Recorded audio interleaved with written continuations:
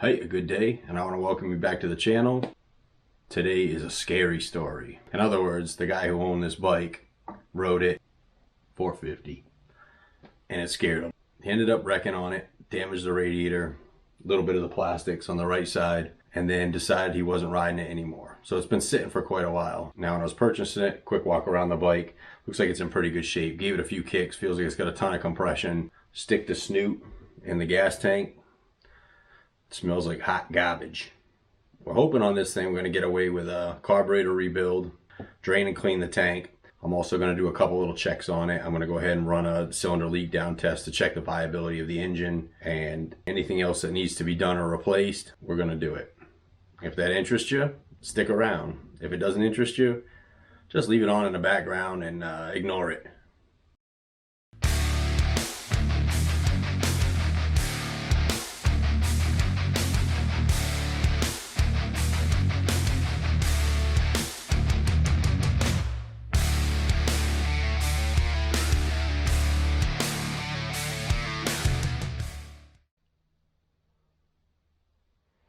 Front tires in good shape, albeit flat. I was considering replacing all the plastics on this since it's fairly inexpensive, but what's not expensive is the factory graphics. And I'm a big fan of factory looking bikes. I'm going to try and fix the radiator shroud on the other side, and I will pull off some of the racing stickers.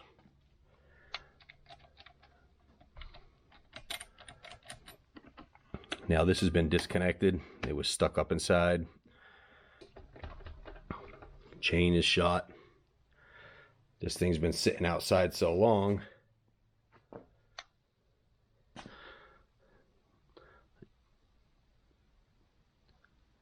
Not sure if you can see that Joro spider. It's very, very tiny. They get to be the size of your palm here in a month or so.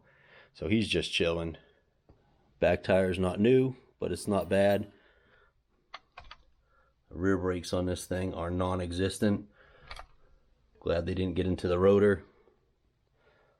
Looks like he got mad at the stock can and kicked its butt.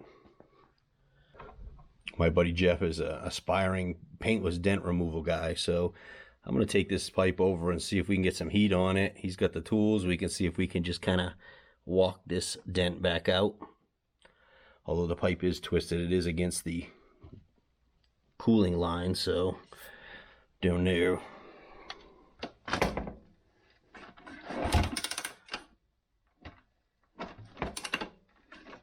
Oh, tons of compression. I sort of got a good feeling about this one. Radiator shroud, you can see it folded back. I'll get my heat gun on this thing and see if I can straighten it out a little bit. Seat's in decent shape.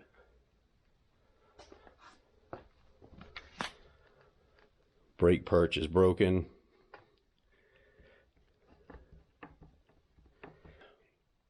I may have one of these lying around somewhere.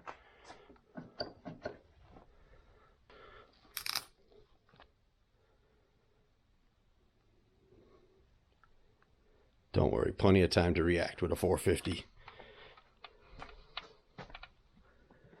And the radiator's bent, probably unusable, so we'll replace those. Well, there's a quick overview.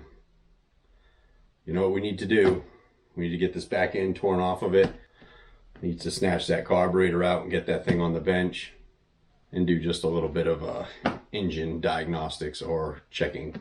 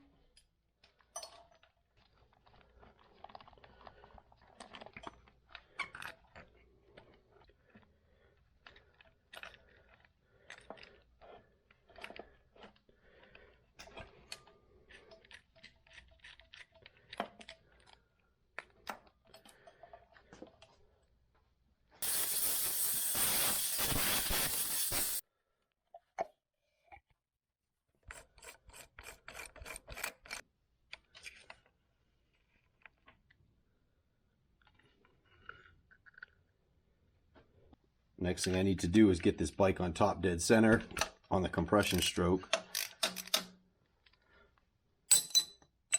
So we'll need to remove this side cover so we have access to the crankshaft bolt, and we can get our hex socket on it. And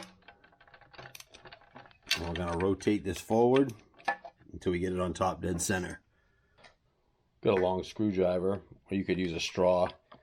You're going to drop that down into the spark plug hole, and we're going to rotate the engine in the direction of its travel. In this particular case, it's going to be turning clockwise.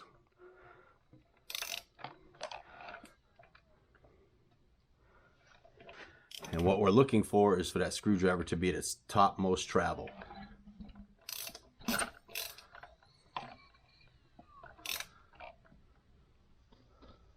you look through the hole, there's a mark on the crankshaft gear.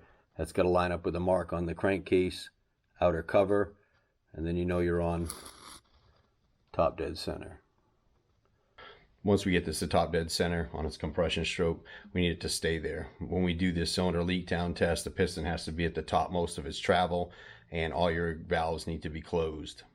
And this engine cannot rotate. Now, when you start putting pressure, upwards of 100 psi into the cylinder, this piston's going to want to push down. We have to lock it in place. There's a couple of different ways to do this. You can throw this thing in its highest gear, 5th gear, and then hold the rear brake really tight, and sometimes that will keep the engine from rotating. Honda's a little tricky because of the auto decomp, the way they're set up. So if that rotates just a little bit, it'll actually open the valve up and cause a little bit of a leakage. So what we're going to do is I'm going to use my breaker bar and the correct socket. We're going to put it on the crankshaft, and then I'm going to zip tie it to the pedal. Now,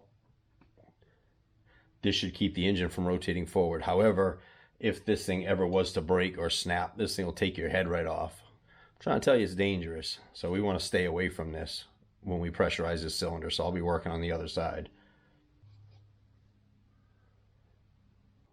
Next up, we got to screw our hose into our spark plug hole. So you want to select the correct size hose for your spark plug thread.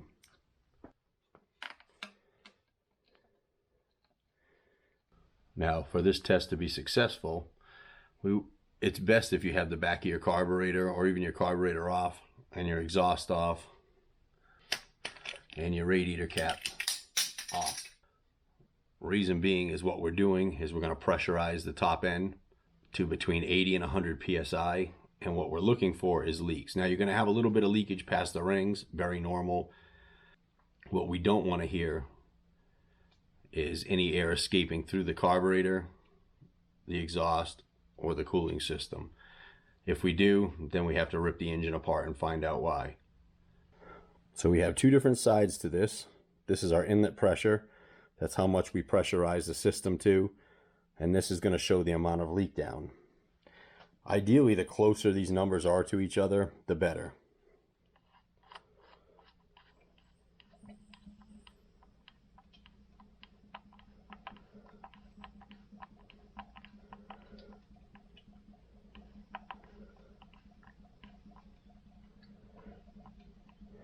I'm going to go to about 80 psi. We got 80 on the input, and we've got almost 80 on the output. This thing is fantastic. This engine is in great condition. Since I'm on top dead center and I've got this wide open, I'm going to go ahead and pull my valve cover off and check my valve clearances while I'm in here. If I need to do any adjustments with that, now's a good time to do it.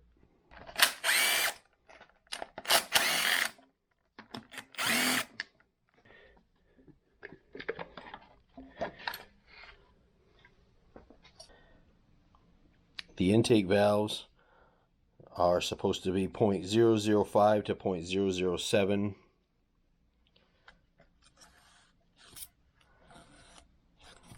.005 slips in good. 0.007 does not go in. Does not go in. So we are within spec on the intake, and the exhaust is supposed to be 0.011 of an inch, plus or minus 0.001 inches. And those are going to be checked between the shim and the rocker arm on the exhaust side.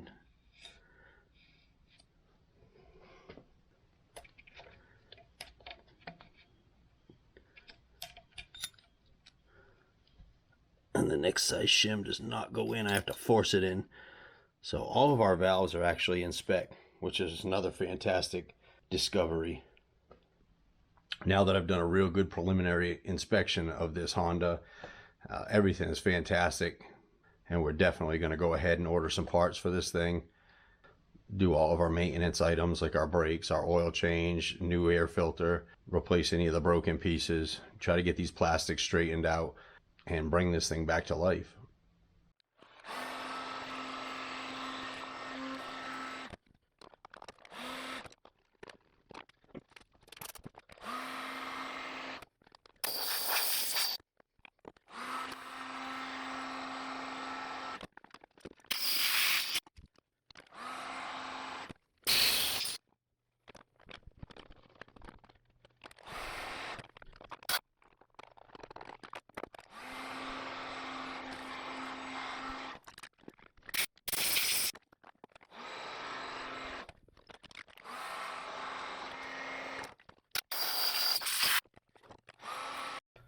While it's not perfect, save the stickers, save the look, and we can reuse them.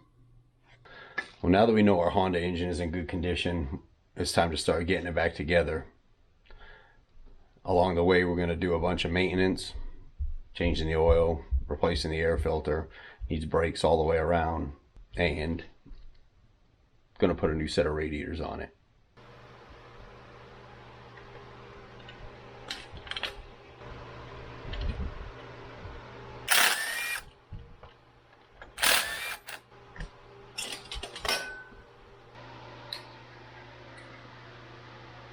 Oh, and just FYI, we tried. We heated this thing cherry red. The tools just weren't in the right direction to push this out. It started to work its way out a little bit here. We just, like I said, tools weren't good enough. So this is going to have to be, or I'm going to have to replace this head plate, which I'm definitely not going to do. So lining the two up against each other, obviously the first thing you see is fitting that comes out of the top is not going in the same direction. I'm going to see if we can get that to work anyway. It looks like it'll probably clear the frame.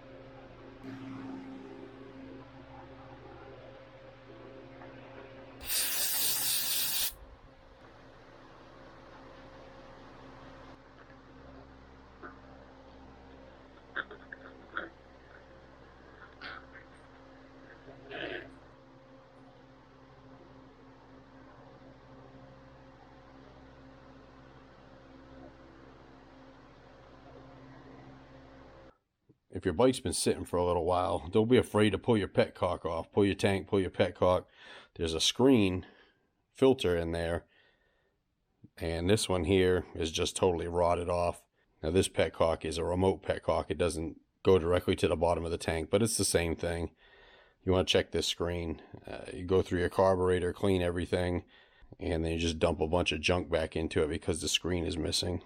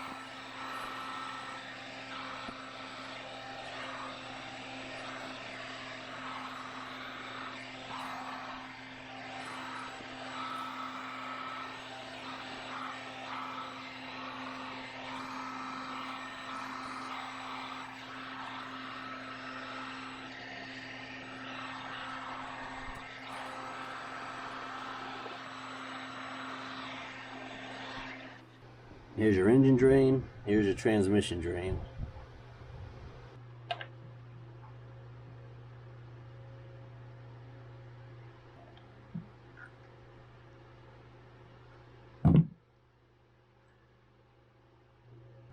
This is the reason why engines fail. It's just dirty, dirty oil, never changed, never cleaned.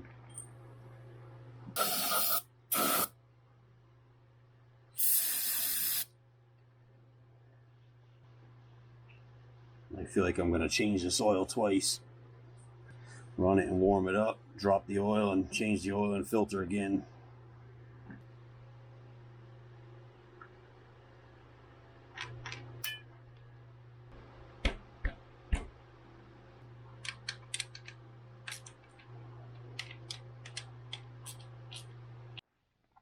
Engine oil fill is on the left side. Honda calls for 0.70 US quarts with just an oil change. With a filter change, 0.73. We're going to put about 0.70, and the level is visualized in this window. Obviously, if we put 3/4 of a quart in here, it's going to be overfilled until we run it and pump that oil throughout the engine and into the oil filter.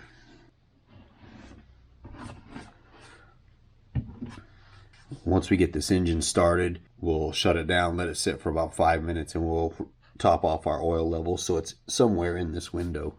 The transmission oil level is 0.62 US quarts and does not have a visualizer window or a dipstick. Right beside your crankshaft cover, there's a bolt. You take this bolt out and we'll fill it up until oil runs out of that cavity.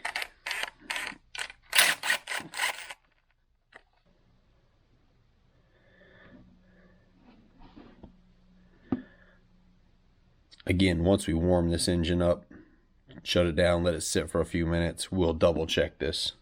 While I'm still waiting for a few pieces to put the gas tank back on, that's not going to stop me from trying to get this thing started. See if we're going to have luck with this one, or we're going to be like our KX over there and have a bunch of issues. I'm just going to put some non-ethanol directly into the carburetor and see if we can hear this thing bark off.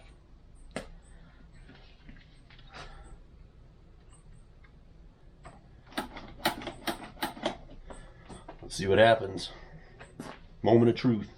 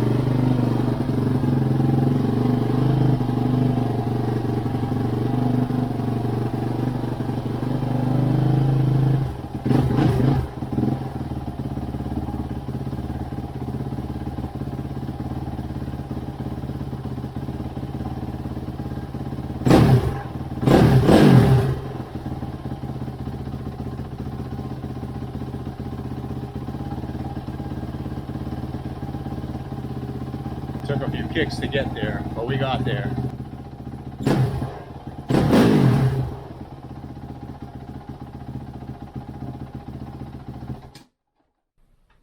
The oil filter cover cracked when I was tightening it up, so I have one of those on order. So I'm not going to run this for very long, but she does run.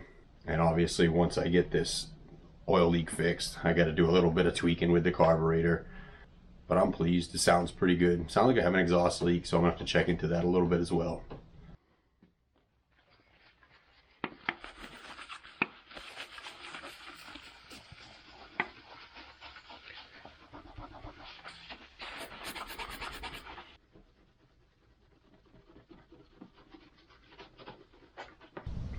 Got our CRF all back together. She looks good, she runs good.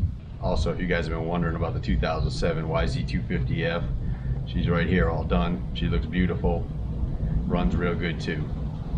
As always, I thank you guys so much for watching and for all of your support. For those who haven't subscribed, you can go ahead and do it now. It doesn't cost you anything, and I would certainly appreciate it. If you like this video, throw me a thumbs up and tune back in for a couple more exciting projects in the future.